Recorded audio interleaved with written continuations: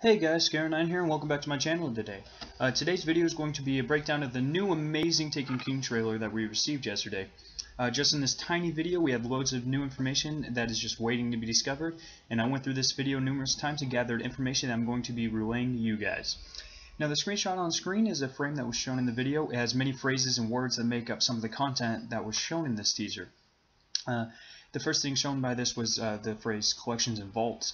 This finally confirms that what Bungie has been teasing about for a long time, and that is the separation of shaders and nameplates from the vault. They will now receive their own space, which I presume is going to be the new kiosk by Evil Levante. This will clear up precious vault space and allow us to store new things there. Next, we can see the term artifact slot. I'm going to put on a character inventory shot on screen, and we can see that the new slot is on the bottom. These will probably add various powers, buffs, and abilities to the Guardian, and in this character screen we can also see the new definition of our light level. Everyone's level cap is now capped out at 40, however the light continues to build based on our weapon and armor stats, and that's right, I did say weapon as well.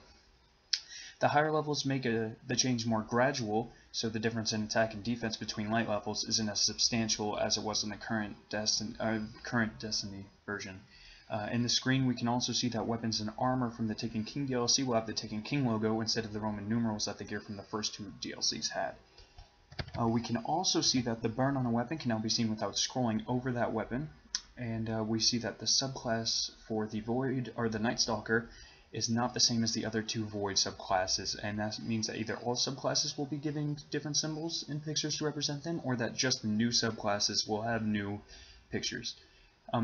Finally, we can see something that personally I am very excited for, and it is that we can finally have colored ghosts. And as you can see, he has a green one in the new ghost selection thing that is now on the main character selection screen. Now going back to our word screen, we can see that there's something called the legendary marks. If we head over to the Lord Shack screenshot that I took, we can see what these look like. These will be a combination of the Crucible and Vanguard marks, and that Bungie is combining to make the system easier, so we don't just have two different systems with 200 each. I'm guessing we will have one with 400 or more. Based on the on-screen description, we can see that we can earn these by completing daily playlists or by dismantling legendary gear. In the screen, we can also see more colored ghost shells for sale, and finally we can see what appears to be the new color scheme for Crucible gear, which is green and blue. And this is honestly my favorite combo so far in Crucible. They've had like blue and orange and red and black and stuff, but this green and blue looks like it's going to be awesome, and I'm very excited to sport this gear. Back to the word screen, we can see the term Arms Day. This is a weekly event that the Guardian can do when he achieves a high enough reputation level with the Arms Dealer Banshee. You will be able to spend Glimmer to receive a random legendary every week on Wednesday. I think when combined with the new loot system that makes it less likely for you to receive duplicate items, this will prove to be an interesting way to continuously discover new weapons. Next, we can see the phrase exotic blueprint. This brings me to the screenshot of this exotic blueprint screen that was shown in the teaser. First, I would like to point out that it looks like this will be another alternative vault like the collections. This is supported by the fact that the player is receiving the Fourth Horseman, but still hasn't unlocked in the blueprint, so I think you will be able to store your exotics here as well as take them out whenever you want. We can also see some guns that are in Year 1 and Year 2 slots. This happens with the Bad Juju. It is in the Year 1 primary and the Year 2 primary. In addition, we can see the guns that are seemingly exotics that are already in the game, like the Thunderlord in Year 2 slots. I think that means that we will definitely be able to upgrade our current exotics to the new damage cap for Year 2. In the word screen, you can see the word infuse, and I think that this term deals with the process of leveling up your exotics. Maybe we will infuse our exotics with light to bring up their damage similarly to how etheric light works. I would also like to say that I really like the organization factor this exotic blueprint screen has, and if it is the new vault, that our old vaults will have a lot more room for legendary gear. Next, onto the word screen, we can see that the words level 25 character boost are present.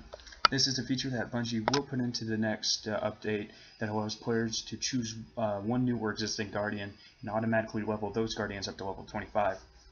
This is because level 25 is required to access the Taken King content, and this will allow players to automatically play it. In the next screenshot, we can see a helmet that appears to have moving text across the face mask, and I hope this means we are getting more interactive armor. There are only a few pieces that move, such as the Capri Stings, and I would love to see more. On the next screen, we see a new modifier scroll, which means they are adding more variety to events such as Nightfalls and hopefully Prison of Elders and stuff. And we can also see a fusion rifle with no burn. I don't know if this is what the new modifier does or whatever, but I was discussing the idea with about a fusion rifle with no burn with a few clanmates the other day, so I find it very funny that it happened in the trailer. Finally on screen we can see that the player's earning legendary marks. The next screen that I put up is the new quest screen. We can see that these quests will be very in-depth on the story based on the descriptions of each, like we have one for the Fallen and the Cabal, and for the Guardians in general, and I hope that these will let us dive deeper into the lore and help us to earn some awesome rewards. On the right side of the screen we can also see where our new bounties will be located, and as well as that we can hold 16 of them. And the final screenshot that I have is the Pledge Allegiance screen that shows the new method of earning reputation and that we no longer have to wear class items for that faction. I've been wanting this feature for a while because, quite frankly, I don't like a lot of the faction gear and stuff. It doesn't match with anything I wear, so I'm really excited that we can look good and still earn reputation. And so as you guys can see, there's a lot of content coming into Taken King, and just in this little video we had so much content, so I'm hoping that that means that this is going to be an awesome DLC filled with stuff. I'm very excited. I hope you guys are too. I hope you enjoyed this breakdown today. If you found the content interesting and liked the video, I'd appreciate a like rating on it. Leave anything that I missed from this trailer in the comment section below for others to see. Finally, subscribe for more Destiny videos. I will see you guys in my next video.